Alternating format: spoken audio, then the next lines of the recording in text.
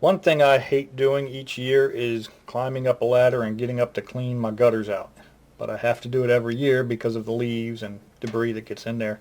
So I've purchased these foam inserts called gutter stuff that goes into the gutters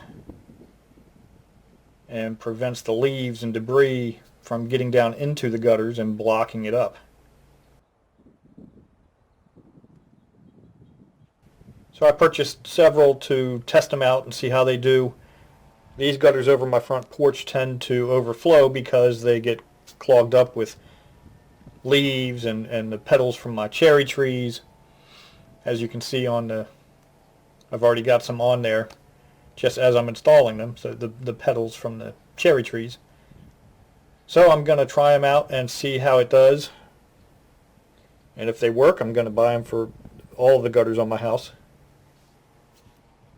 I bought these at Home Depot for $5.99 a piece, and we'll see if they work.